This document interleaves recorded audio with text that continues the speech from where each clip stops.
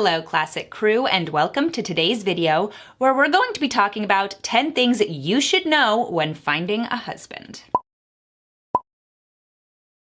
So I think we can all agree that dating for marriage is hard. It's complicated specifically because you are looking for someone to spend your entire life with. You are looking for someone who shares your values, who shares life goals, who you could see spending an entire lifetime with. And this is why it's harder than just dating for fun. When you're dating for fun, all you're looking for is chemistry. You're just looking for someone who fits with you and who you like hanging out with and who you have a good time with. And then when you're 2 years down the road and you haven't answered any of the big questions that would determine if you guys can actually stay together, that's when things get hard. But initially, when you're dating for fun, it's not nearly as complicated as when you're dating for marriage because you're not asking the big questions. You're not thinking long term. So what ends up happening, of course, when you're dating for fun is that you have the big, sad, and messy breakups when people have all of the emotions tied in, but haven't really dealt with the compatibility part of their relationship, only the chemistry stuff. But when you're dating for marriage, things are different. You're looking for someone who you could marry. You're looking for a husband, and you're looking for someone who could spend your life with. And so you're going to be asking some big questions. So today I wanted to share with you guys 10 things I think you should know about the guy that you're looking to marry, 10 things you should maybe ask or have in mind. And I want to preface in this video that all of these questions you also need to think about for yourself. When you get married, it's not only the other person who causes problems in your relationship, it is also you. It takes two to tango, and it takes two to get in an argument, and it takes two to make a marriage work. So it's absolutely on you to actually make sure that you are ready to get married, that you are the best version of yourself, and that you've dealt with all of these things. But you also need to have a discerning eye when you're choosing someone to spend your life with, because you don't want to ignore red flags. You don't want to ignore problems that might come up later in your relationship. So I think it's really important to keep these 10 things in mind. There are many more things that you should be keeping in mind, of course, but I thought I would just start with these 10 for today. So let's get into it. So the first and most important question I think you need to get out of the way very early on is if he wants children. Meeting a guy who doesn't want children and then getting really involved, and if you want children, that is something that is just never going to work out. No matter how great your chemistry is, no matter if you share values, no matter if your goals look similar or if your future looks bright, if one of you wants children and the other one doesn't, it just won't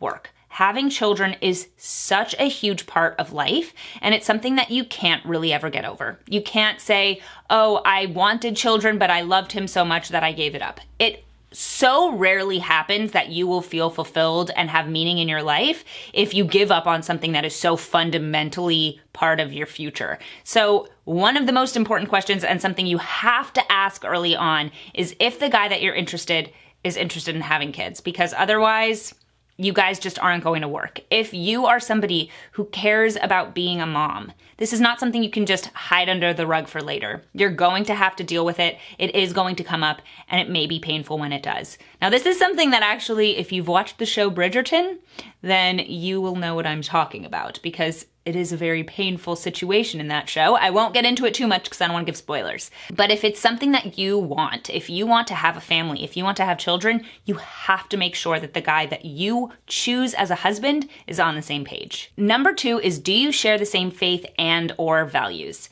These are things that I think are really important. I did an entire video on why you should marry within your faith. I think that it is really important to find somebody who can boost you and support you in your faith, and who you can boost and support in theirs, and the two of you can grow together to really explore what you believe as a team. There's much more that I go into in that video, but the thing about sharing faith and sharing values is that this stuff doesn't just matter for the two of you and your personal growth, which is really important and is something that you really should be getting from your partner. But more than that is when you raise a family and when you do have children. If you guys are not on the same page about what to value, what's important, what faith you want to raise your children in, that relationship is going to suffer, and the home that you're building is not going to have that stability that you want. Because the fact is, if you guys don't agree on these really fundamental things, on what you think is important to teach your children, that's going to create so much friction throughout your marriage. And of course, we all have little disagreements with our spouses. That's normal. But these big things you really can't disagree on. The things that you want to instill in your children, the things that you want to encourage in them, those are things that you need to share and you need to believe in as a team. Because if you don't, then you will be at odds constantly about how you guys should be imparting knowledge to your children. And that is not something that you want to get into. And again, this doesn't only pertain to children. This does pertain to your growth as a human being and his growth as a human being. And if the two of you have different values, have different faith, then you may end up growing in different directions. And you would really want to hope that the two of you are encouraging each other to grow. And that is something that you can do as a team or you can do as adversaries. And if you are on the same team, it will make things so much easier. Number 3 is he extroverted or introverted?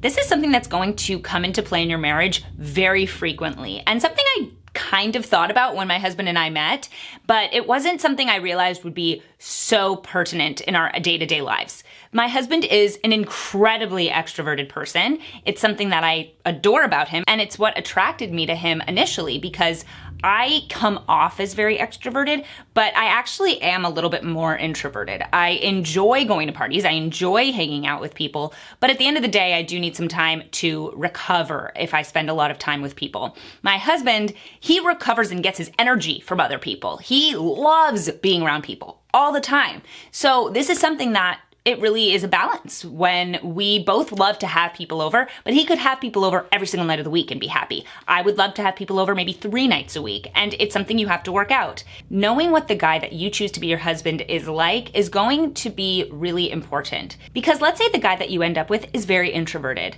Maybe he doesn't really like going to events and like going to parties, but you absolutely love it. Well, that just means that you are going to have to figure out, am I okay with going to events alone? If he doesn't want to come with me, is that going to be okay with me? If it is, great. That's awesome. You have a perfect match. If you're not, then maybe you have to talk to each other and figure out, okay, how can we make this work? These kinds of things are not necessarily deal breakers, but they are things to be aware of. It's things that you want to find somebody who does kind of fit in with how you want to live your life. And if somebody is not interested in hanging out with anyone ever, and you are somebody who wants to hang out with people every single day, it might make some friction there. It might make things a little bit more difficult. For Jacob and me, it worked out really well because I'm extroverted enough for him, and I love that he's extroverted because that means that when we go to a party and I'm just feeling a little bit more introverted that night, he can take the lead. He can talk more in a conversation and I can take a little bit more of a back seat. And I've talked about this on my channel before, but early on in my dating career, I was putting out a vibe of being very extroverted and I was attracting introverts. And so I felt very pressured when we went in social situations to take the lead constantly. And it was a little bit exhausting. And when I actually embraced my more introverted side, that's when I met Jacob. And it made me feel so much more comfortable that he could take the lead and he liked taking the lead and he liked being more extroverted. So finding somebody who's extroverted or introverted and fits more with your personality and who you can work with in that way, because let's say you're an introvert and you want to be with someone who's more introverted because both of you like staying home more. That is something that day to day will just reduce any sort of disagreements because you guys will tend to understand each other when it comes to how often you want to go out or not. Number 4 is, does he take criticism well? When you get married, there are going to be a lot of times that the two of you, each one of you, is going to come to the other with a problem, with something they're annoyed about. And you have to be able to hear your partner and accept it and take in whether or not, okay, is this valid? What can I change? What can I do to make this relationship flow smoothly? And if the man that you're dating is not good at taking criticism and actually takes it really badly, that is really hard to work with in a marriage. You want to be with somebody who is open to hearing what you have to say. And of course, that also is on you to present your criticisms in a kind and loving way. You never want to be harsh or mean, but it means that if you do come to them with a small issue, they'll be able to handle it. If you are with somebody who really cannot hear any criticism, it's going to make things hard. It's gonna make things tricky. This is something I love and appreciate about my husband, is that when I come to him and I say, I'm having an issue here or something is bothering me, he will 100% sit down and listen, and he'll always try and think of ways to improve on that. And thank God I do think I'm similar. If he comes to me and he presents a problem, sometimes it's hard to hear, of course, but I really do try to incorporate a solution into our lives. So when you're looking for the right guy, make sure that he can take criticism well, so that you guys can have the kind of relationship where you can come to one another with your problems and solve them. Number 5 is, what is his family dynamic like? Now, this will come into play in 2 different ways. The first is that the way that somebody interacts with their family will very much influence how they interact with you. So if he comes from a family that everything is really kind and loving, then he'll probably be that way to you. If he comes from a family where yelling is considered appropriate, you might find that he thinks yelling is appropriate in your home. If he comes from a situation where people will poke fun at each other, then you might find that he pokes more fun at you or teases you. Just knowing what the family dynamic is like means that you can kind of trace where those behaviors are coming from. And that is super helpful in a marriage, because if you think that somebody's just doing something because they're mean, you won't necessarily realize that maybe that's not mean in their family. Maybe in their family that was considered funny, or it was considered okay behavior. And to you, maybe your family, that wasn't okay. Or if it's positive, if he's very kind and loving, then when you visit his family, you'll kind of know how to interact. It's all just more information for you to know going into marriage, and it's super helpful. The other reason you should know what his family dynamic is like is because it will affect you. When you marry someone, you don't just marry them, you marry their family. And it is a huge blessing to be part of another family. I am so blessed. I have a wonderful relationship with my husband's family. I absolutely love them. I honestly feel so lucky every day for this reason. And it's something that I constantly am telling my friends. It's that if you marry somebody, you're not just marrying them, you're marrying their family. Now, does that mean that if somebody comes from a bad background, you shouldn't marry them? Absolutely not. It just means that it might be a little bit harder when you have to go home for the holidays or whatever it is. As opposed to marrying someone who has a really great family, you will have that as an added benefit. So it's not to say it should change your opinion about someone either way. It just means that you will be recognizing kind of what you're walking into. And marrying someone's family, that is part of it. That's part and parcel of your marriage. Number 6 is he emotionally intelligent?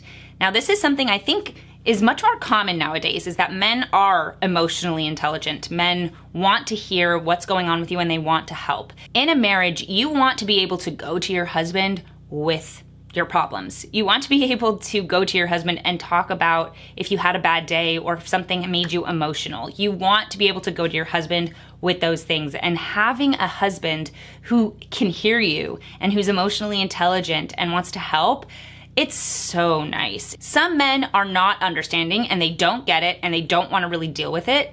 That is not ideal, in my opinion. If you can find a husband who wants to help you and wants to understand, even if he doesn't actually fully understand, emotional intelligence isn't just, I've been through that and now I understand it so I can help. It's also, I can listen to you and I can help because I want to listen to you. And that stuff is so important and so lovely in a marriage. And when you actually have that support, it makes such a huge difference. So making sure while you're dating that the guy that you're seeing and the guy that you might be considering for a husband can actually be there for you will just make a huge difference in your marriage. Number 7 is obvious, but of course, do you have chemistry? You can't marry someone just based on compatibility. Just because it works on paper doesn't mean it's gonna work in practice. So you want to obviously make sure that you and the guy that you're marrying have chemistry, love spending time with each other, are attracted to each other. These are things that of course matter. And I am a huge proponent of having both chemistry